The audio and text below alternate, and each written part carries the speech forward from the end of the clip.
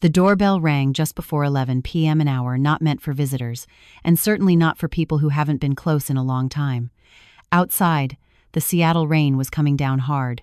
The wind rattled the old wooden frame, shaking the house gently, as if reminding me of years I thought had been dormant for a long time. My name is Eleanor Vance. I have lived alone in this house for over 20 years. A house I bought with my own salary as a superior court judge, paid for with endless nights reading case files and making decisions that weren't always right. I thought I was used to the silence, but that night, the silence was torn open. When I opened the door, the person standing in front of me was David, my only son, 41 years old, a corporate attorney. His suit was perfectly pressed, his gaze dry and cold. He didn't hug me. He didn't ask if I was okay. David simply extended a thick file folder with a level voice, as if he were reading a legal clause. "Mom, I just want you to sign this so everything can be settled." In that instant, I felt my heart sink. I understood that there are sentences that seem closed a long time ago, but whose consequences never sleep. And before I continue telling this story, I want to ask you something.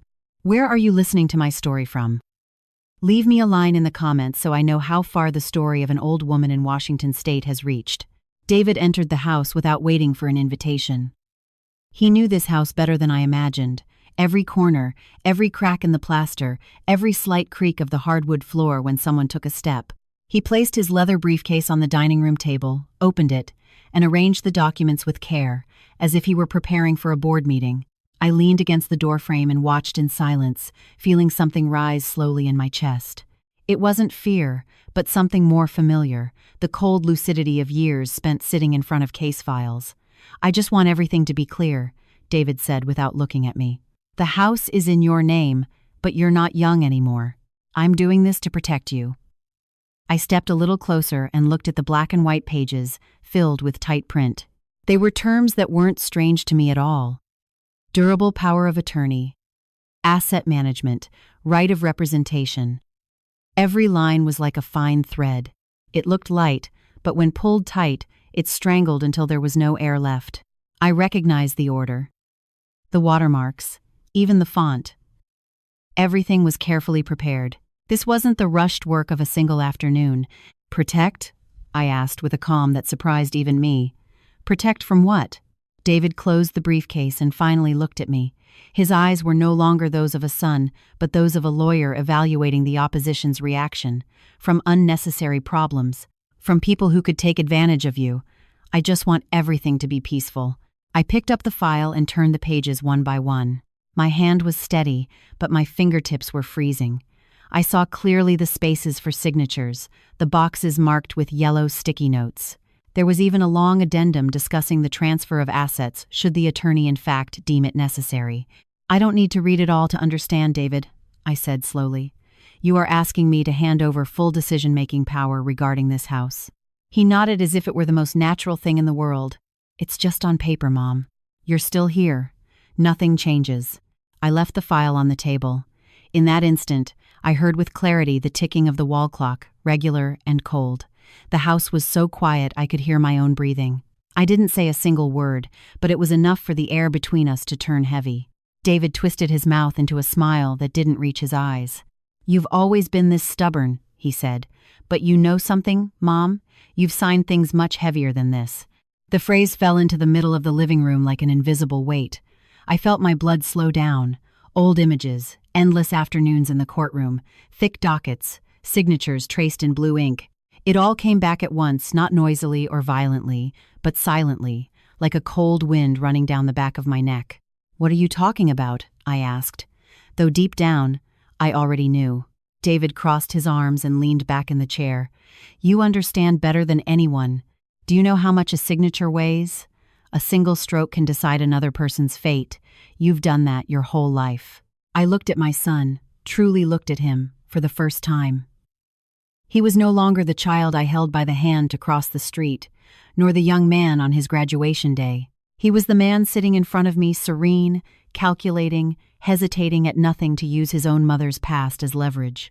"You didn't just come for the house," I said. "You came because you think I won't dare say no." David didn't deny it. He kept silent for a few seconds and then responded, "I just thought you would understand better than anyone." I stood up and walked to the window. Outside, the rain kept falling. The glow of the street lamps drew blurry yellow stains on the glass. I rested my hand on the frame and felt the cold seep through my skin. In my head, a question repeated itself without needing an answer. "At what moment did justice turn into a threat inside my own home, David?" I said without turning around. "Do you know why I never talked to you about my work?" He didn't answer. "Because there are decisions that, even if they are legal, never weigh lightly," I continued. "I didn't want you growing up carrying that." David stood up and took a few steps toward me. "But you already carried that weight, and now it's here." I turned my face and looked my son directly in the eyes. "That burden is mine," I said with a low but firm voice, "and I am not going to use it to trade for a false peace." David let out a long sigh and shook his head. "You don't understand, Mom. There are people waiting for you to keep quiet. There are people who have already waited too long." I responded, "No one said anything else." David gathered the documents with precise movements, like someone used to withdrawing in a calculated manner. Before leaving, he stopped at the door and turned to look at me one last time. "You should think it over carefully," he said. "Not everyone has the opportunity to choose." The door closed. The house returned to that familiar silence. I remained alone in the middle of the living room, staring at the spot where the file had been. Now there was only a faint ring of moisture on the table. I knew that from that moment on, everything had started to move without noise, without drama, but with certainty. And I also knew that there are stories that can no longer be folded up and put away like an old case file. That night I didn't sleep. Not because of the constant sound of rain on the roof, nor because the house was colder than usual, but because inside me there was a crack that had just been touched, a small crack, but enough for everything that had been arranged in silence for years to start vibrating. I lay in bed, eyes open, staring at the dark ceiling. The clock marked past midnight. Every tick-tock resonated with uncomfortable clarity, as if time were determined to remind me that it has never forgotten anything. I turned in bed, pulled the covers up a little more, but the cold wasn't on my skin. It was deeper inside, in a place I had kept locked for many years. The sound of the rain hitting the roof sounded different that night. It wasn't strong or violent, but irregular and dry, just like the sound of drops falling on the steps of the old courthouse. I closed my eyes and, without any effort, the year 2000 appeared before me with the clarity of a movie that was never rewound. King County Superior Court. A long hallway, cold white fluorescent lights, the smell of old paper mixed with cold coffee. I remember vividly the sensation of entering the courtroom that morning. The robe well placed, back straight, face showing no emotion. Back then, I believed I was accustomed to the pressure. I believed I was firm enough to distinguish between the truth and what was considered necessary for general order. The file with the name John Marcus Cole was in front of me. A construction worker, hands hardened by labor, a tired look, but without the demeanor of a killer. He was accused of killing a man in a bar fight with no direct witnesses. The evidence relied on circumstantial statements, some incomplete leads, and too many assumptions. I remember turning every page slowly. There were lines I underlined, paragraphs where I paused longer than necessary. I saw the holes, I saw the unanswered questions, and I also saw the look of the court clerk when she came in and, lowering her voice, said, "There are a lot of people waiting for a result in this case." The pressure didn't come from just one side. It arrived in brief phone calls, in discreet glances, in reminders that the city needed tranquility, that public opinion was tired of crime, that dragging out the process would only complicate things. No one told me directly what to do, but everyone said enough for me to understand what they expected. I remember that afternoon well, when there were few people left in the courtroom. It was a bench trial. I was the judge and the jury. John Marcus Cole stood before the bench with his head down and his hands clasped. When asked if he wanted to say anything, he looked up and looked me straight in the face. There was no pleading or defiance in his eyes, only a deep exhaustion, like that of someone who has already gotten used to no one listening. "Your Honor," he said, his voice raspy from tension, "I didn't do that." That simple phrase should have weighed as a counterweight. But in a room full of assumptions and the desire to finish quickly, it passed lightly in a terrifying way. I remember how my hand rested on the pen. I remember the brief instant when I looked up at the state seal hanging on the wall, and then looked back at the file. I thought about responsibility, about the system, about the stability that is always used to justify difficult decisions. I told myself that if there were errors, they would be corrected in an appeal, that I alone couldn't carry everything, but deep down, I knew it was a concession. That night, back in my house, I heard the rain and thought I heard the sound of files turning, old pages moving in the dark. I sat up, turned on the bedside lamp, and looked at my hands. They were the same hands as back then, just with more wrinkles, a little shakier, but the memory of the pen stroke on the paper remained intact. I left the bedroom and went down to the kitchen. The hardwood floor creaked softly under my steps. I poured myself a glass of water. I took a small sip, but my throat was dry.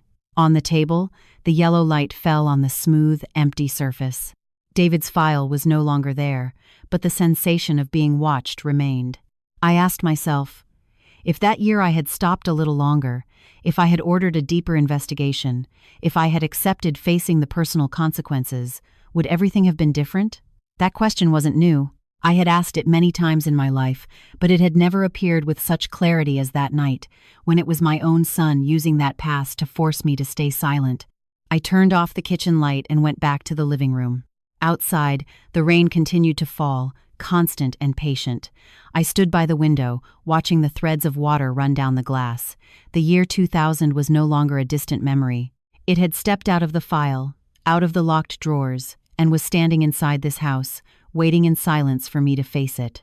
I knew then that from that moment on, silence would no longer be the safe refuge I had believed it to be, and that the crack that opened that rainy night, although small, was enough for the light to start entering little by little without haste, but impossible to stop. I remember with total clarity the morning of that day, when the sunlight hadn't yet reached through the high, narrow windows of the courthouse. The air in the courtroom was dense, as if someone had closed all the doors beforehand. I was sitting in my usual place, facing a thick file, corners worn from being reviewed so much in such a short time. I knew that file had flaws. I knew it from the first pages. There were timelines that didn't match, statements that changed with just a couple of additional questions, details that should have been probed much deeper. I saw it all with the same clarity as a crack in a white wall. But I also knew that if I postponed, if I requested a complimentary investigation or a continuance, I would have to face endless meetings, inquisitive looks, questions that seemed like interest but were actually warnings. I was used to that. In that system, there were cases allowed to drag on, and others expected to end soon. John Marcus Coles belonged to the second group. When he stood before the bench, I remember the slight doubt that crossed my chest. It wasn't strong or violent, but persistent, like a little tap from within. I looked at him, and then at the file. Every time my eyes stopped on a contradiction, I repeated to myself that the law isn't just absolute truth, but also order, and that order sometimes needs imperfect decisions. I listened to the lawyers. I listened to the prosecutor underscore the points favorable to the accusation. I listened to everything. I took notes. I kept my face serene, but in my head, the unanswered questions repeated themselves, small, enough to make me uncomfortable. I could have stopped. I could have asked for more time. I knew it. When the hearing ended, the room went silent for a few seconds. That was the last instant I could change my decision. I held the pen in my hand and felt its weight clearly, not because it was actually heavy, but because I understood very well what would come after that stroke of ink. I looked up, looked straight ahead, and then lowered my head to sign. My handwriting at that moment was firm. It didn't tremble. I remember signing faster than usual, as if I wanted to finish it all before I had time to doubt. When I delivered the verdict and sentence, my voice sounded clear, without hesitation. 30 years in prison. A round number, sufficient to reassure many people. John lowered his head. I didn't manage to see his reaction for very long because I immediately moved on to the next proceeding.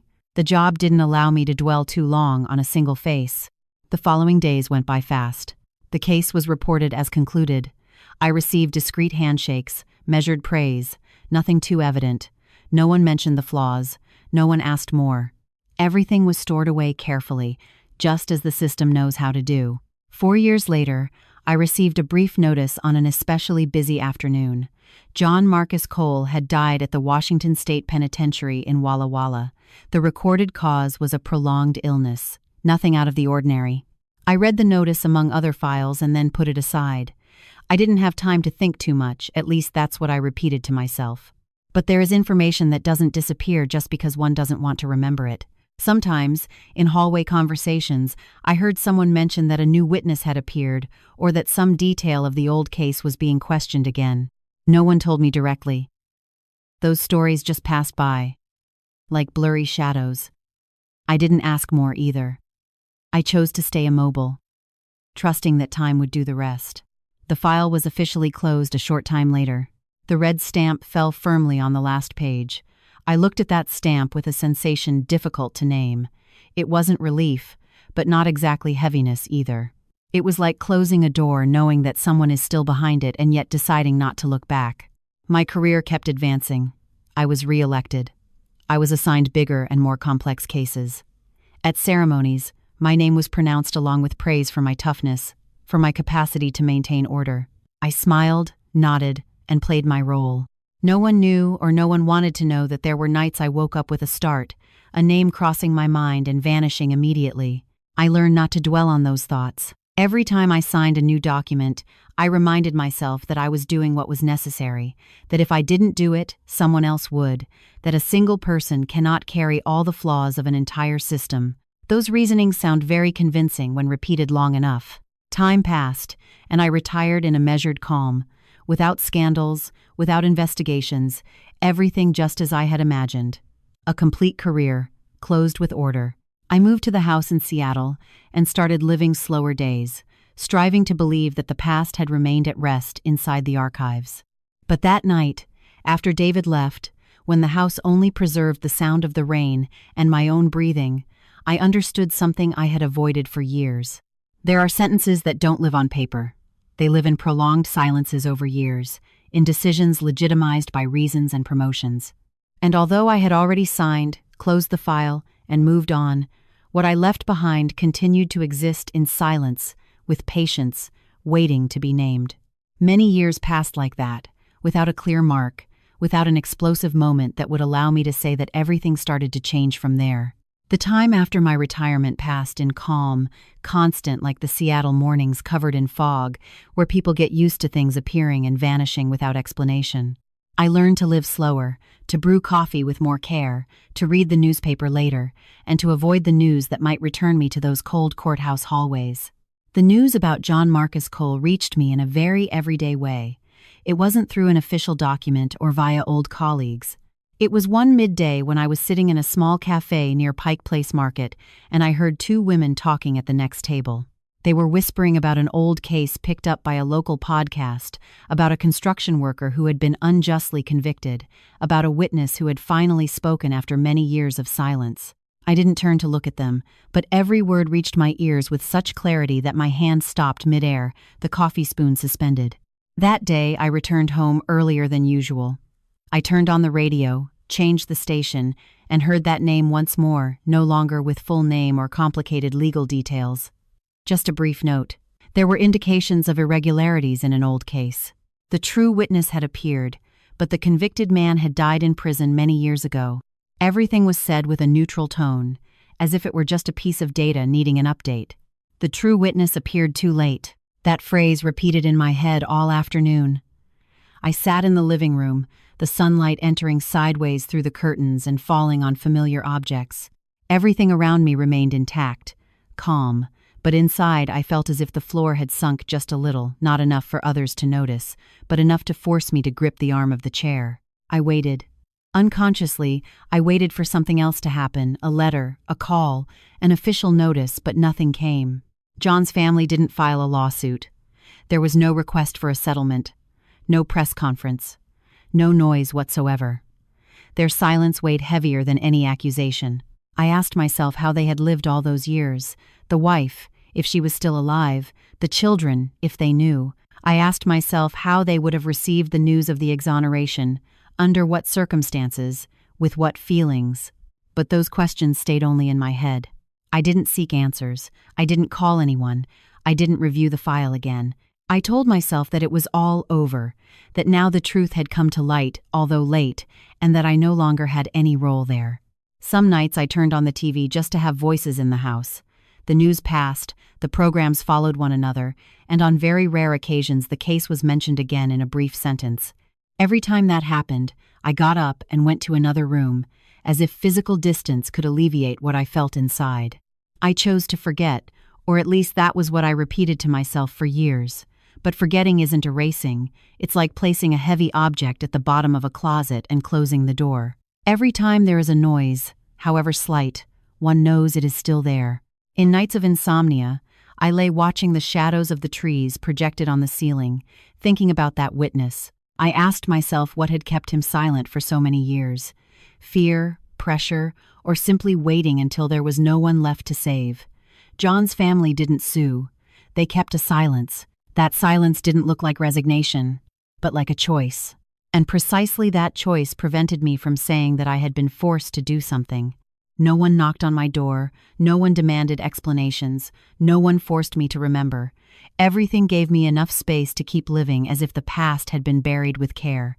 I fooled myself into thinking that this was for the best, that digging it all up would only cause more pain to those who had already suffered too much, that the truth, even having come to light, could not change the outcome.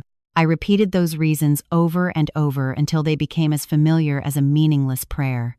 Sometimes, crossing my gaze with the mirror, I startled upon noticing something different there. It wasn't evident guilt, nor a fierce regret, but a deep tiredness, as if I had spent my whole life holding a door shut.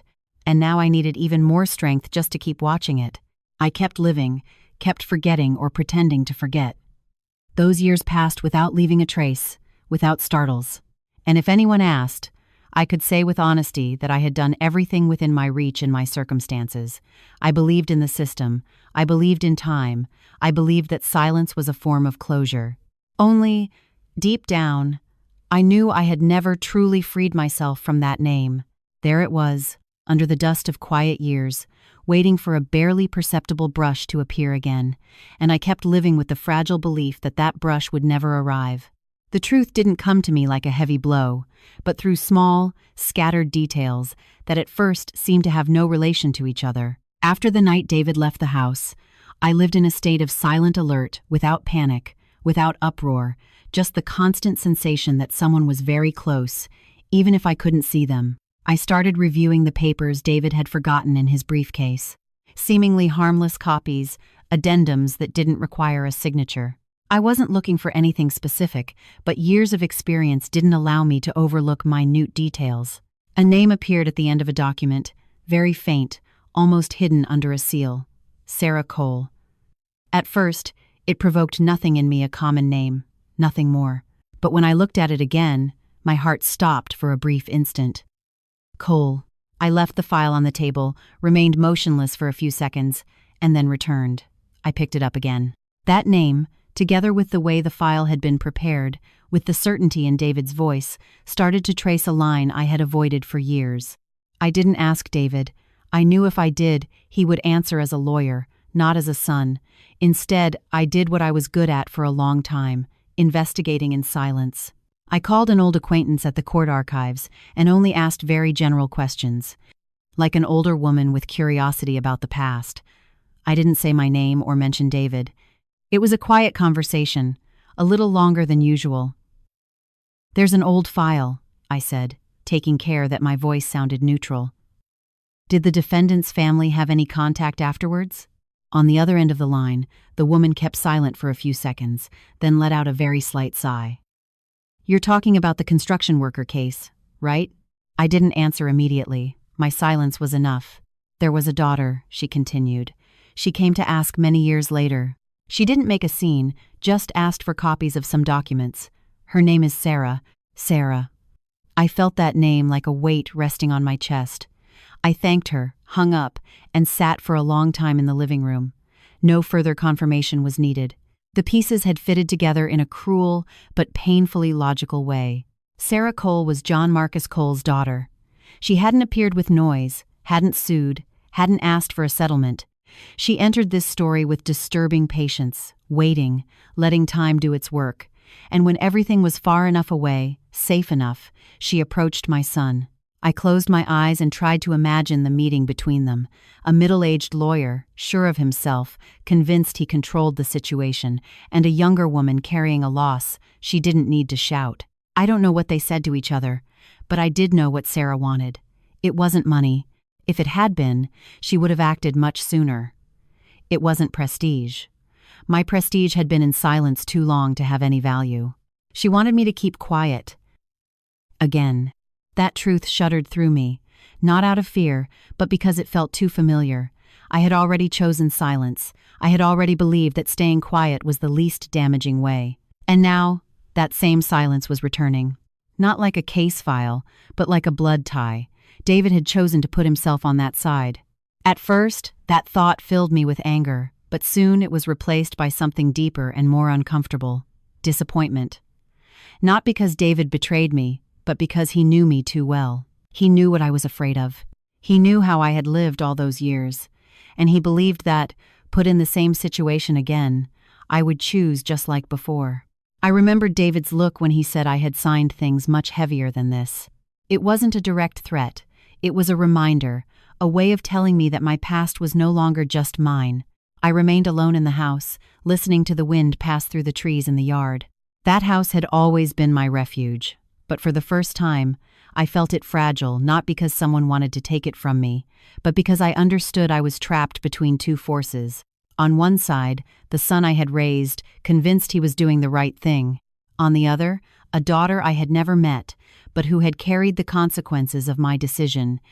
I asked myself how Sarah had lived all those years, growing up with a last name marked by guilt, with a father dead in prison, with a sentence signed by a woman she had never seen. I wondered if, when approaching David, her hands trembled, if she hesitated, or if she had been preparing it all for a long time. David called me that afternoon. His voice was normal, as if nothing were out of the ordinary. "Mom," he said, "don't think too much. This is just an agreement. Everyone stays calm." "Everyone who?" I asked. David kept silent for an instant. "Everyone."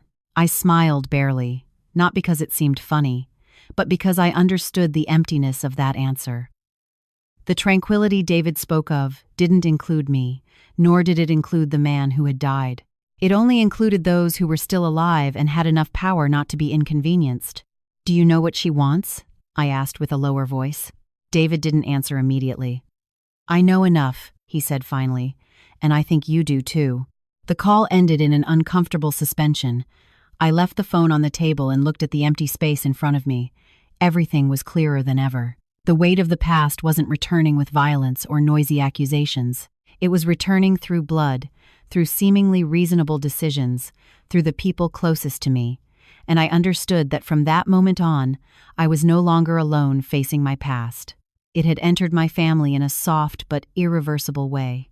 That morning I woke up earlier than usual, not out of nerves or fear, but out of a strange sensation, as if my body had decided for me. I made coffee, drank slowly, listened to how the house woke up with me.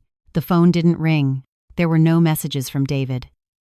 For the first time, that silence didn't unsettle me. I chose simple clothes in neutral colors, not to hide or to call attention, but because it was what made me feel in accord with my age and my state.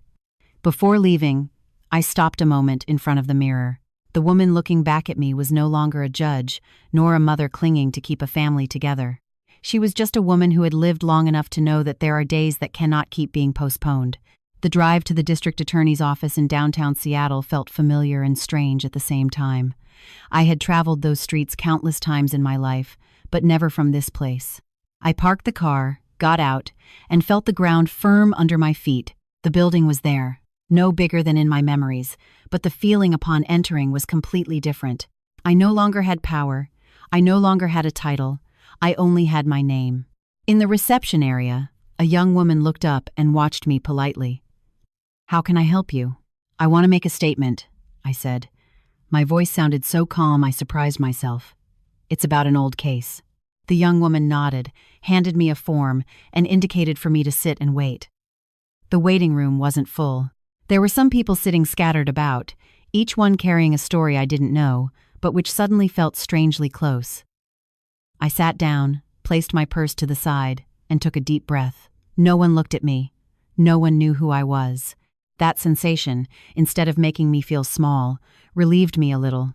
When they called my name, I stood up and followed the employee to a small room. On the table, there was a computer, some files, and a recorder.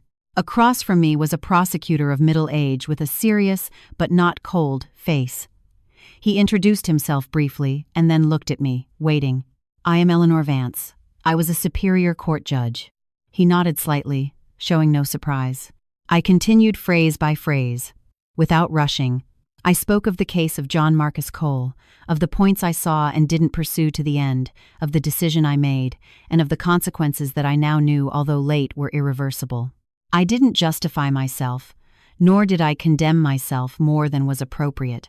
I said solely what had occurred from my perspective, with my responsibility. "I request that the case be reopened," I said when I reached the central point, "and I acknowledge my responsibility as the person who signed that sentence." The room remained silent for a few seconds. The prosecutor observed me. His look wasn't inquisitive, but reflective. He asked me a few more questions, clear and concrete. I answered all of them without dodging any. When he pressed the button to stop the recorder, I felt something in my chest loosen. It wasn't complete relief, but it was no longer as tight as before. "You understand that this can bring many consequences," he said. "Not just legal, but also for your reputation." "I understand," I responded, "and I accept it." He nodded and wrote down a few more lines. "We will review it." I walked out of that room with slow steps. There was no applause. No one congratulated me, just a long hallway, white lights, and the sensation of having crossed a limit in front of which I had been stopped for too long. When I stepped outside, the phone vibrated in my purse. I took it out and saw a brief message from David sent not long ago. "Mom, I need time. Don't call me." I read it, and the screen went black. I didn't reply, not out of anger, but because I knew that at that moment there was nothing more to say. David had chosen distance. I respected it, even though inside me a very clear void remained. The following days went by faster than I imagined. The phone started ringing more frequently, unknown numbers, calls I didn't answer. Then the news appeared. First, small and discreet notes, then more extensive ones. Retired judge voluntarily presents statement. Old case shows signs of irregularities. My name began to be mentioned at first with caution, then with greater clarity. I watched those lines in the newspapers and on the screens with a strange sensation of distance, as if they were talking about another person. The neighbors started looking at me a little more. When we coincided in the entryway, some greeted me as always, others avoided my gaze. I kept going to the market, watering the plants, living in my usual rhythm, but I knew that beneath that surface, everything was in motion. David didn't call again. Didn't write. My son's silence was different from any other previous silence. It wasn't a momentary evasion, but a decision. I accepted it. Although every night, when the house went calm, I looked at the phone more than normal, as if waiting for something that wasn't coming. One afternoon, while arranging books on the shelf, the doorbell rang. This time it wasn't David. It was a polite young journalist standing at the gate, asking permission to speak. I refused gently and closed the door, not out of fear, but because I wasn't ready to tell my story that way yet. There are things that must be said in the right place and moment. I sat in the chair and looked around the room. Everything was still there, unchanged, but I was no longer the same. For the first time in my life, I hadn't signed to maintain calm.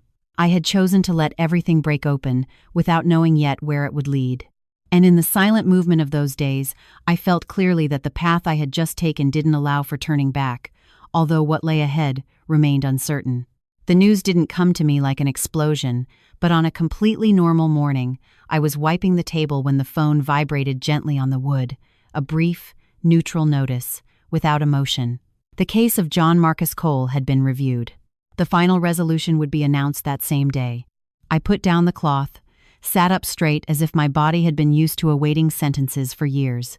That day was cloudy. The light entering through the window was more opaque than usual, and the room seemed wrapped in a light mist. I turned on the radio, not to hear news, but to fill the void. But then the announcer's voice appeared slow and clear, word for word. He spoke of contradictions clarified, of a belated declaration from a witness, of evidence that was previously minimized and now placed in its sight. And finally, without raising his voice or underlining anything, that phrase was said, exonerated. I closed my eyes for a few seconds, not to flee, but to keep myself steady. The name was read fully, clean, as if it had never been twisted by red stamps. In the announcer's tone, I perceived a particular caution, as if they also knew that this justice had arrived too late to be fully celebrated. The phone vibrated again. This time it was a text message. No unknown number, no long greeting, just one line. Now his name is clean. That is enough. I read that message over and over. There was no signature, but I knew it was from Sarah. There was no need to meet, no need to explain anything. She had achieved what she wanted, in her own way. I left the phone on the table and didn't reply. There are phrases that don't need an answer to be understood. By the afternoon, the press became more intense. My name appeared in solemn texts, mixed with half-assed questions. Some articles called me brave, others spoke of a late admission. I didn't read them completely. I knew that whatever I read, the result wouldn't change. My reputation, built over years with disciplined silence, was being dismantled piece by piece, publicly and slowly. The neighbors peeked out when I left through the gate. Some nodded as if wanting to say they understood. Others turned away. I didn't judge them. Everyone faces discomfort in their own way. I kept going to the market, buying vegetables as always. The vendor I trusted asked if I was feeling okay lately. I nodded and smiled. No need to say more. David didn't call, didn't write. That silence prolonged itself and ceased to seem temporary. I accepted it as one accepts the rainy afternoons that stretch on in Seattle, without asking why or guessing when they will end. I knew my son was elsewhere, watching this story with the eyes of someone dragged into a whirlwind he didn't choose. I didn't try to bring him back.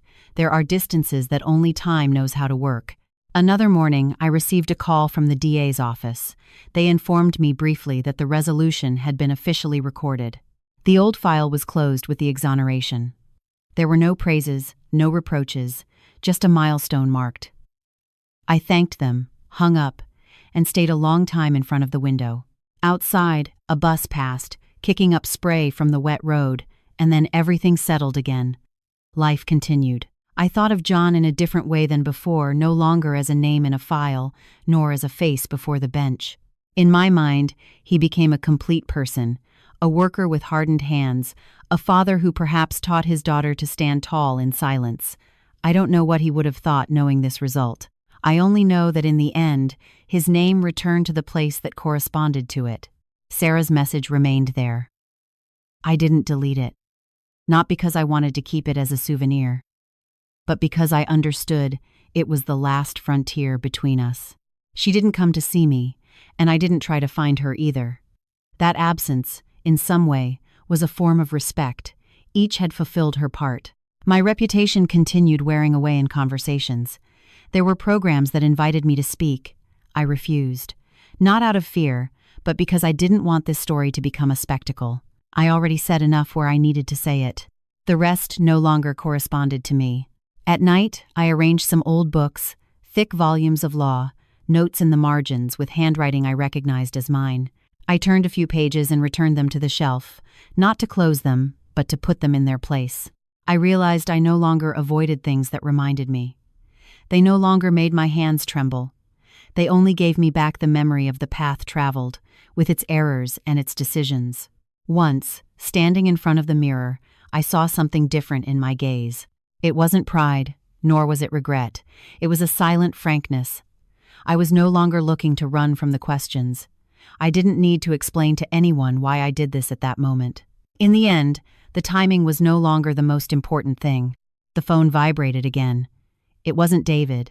It wasn't the press. It was just a system message confirming the new schedule of work from the authorities related to the remaining paperwork. I read it, stored it in memory, and put the phone aside. Outside, the sky began to clear. The clouds opened slowly, letting a thin strip of blue be seen. I stayed there, in that known room, feeling the change occur with an almost imperceptible softness. Justice had arrived in its own way, late and incomplete. I lost what they used to call prestige, but at the same time, I understood that I was no longer fleeing from any name, from any memory. I no longer needed to close the door when I heard the footsteps of the past. It had been there long enough, and now I could look it in the face without lowering my head. The sale of the house in Seattle occurred with more silence than I imagined. There were no fights, no endless haggling. One morning I signed the transfer with slow, firm handwriting. I stood up and thanked the people. Leaving the office, I didn't look back. That house had seen it all. The years I believed in order, the long nights I chose to stay quiet, and the last days I learned to face myself. Leaving wasn't fleeing, it was rearranging. Lake Crescent received me with the humid smell of pine trees and the still surface of the water. The town nearby was smaller, the rhythm slower. I rented a modest cabin, wooden walls, old shingles, with enough light in the mornings and enough calm at night. The first days I got used to living without agendas, without phones ringing nonstop. I walked to the general store, bought vegetables, learned the names of small roads. People greeted with a kind gesture, without curiosity. Here I was, a stranger, without a title. And then, some afternoons, they started knocking on my door. First, it was an older neighbor with a bunch of crumpled papers in her hand, asking for help because there are some lines I don't understand. I invited her in, made tea, and we sat at a small wooden table. I read slowly, explained every part without convoluted words. She nodded, let out a sigh, and thanked me with emotion. The next day she returned and brought a friend. Like that. The word spread naturally, without appointments, without signs. Every week I set aside some afternoons for meetings like this. There was someone who needed to read a rental contract, worried about the small print and long clauses. There was someone who needed to write an application for support and didn't know where to start. There was someone who just needed someone to explain what their rights were and at what moment they could say, no. I listened more than I spoke. When I spoke, I chose simple and direct phrases, not to teach them, but so they would recover confidence. "Does it really not bother you?" a man asked me with an embarrassed voice. "I'm scared of taking your time." "This time is mine," I replied, smiling, "and I use it for this." I was no longer a judge.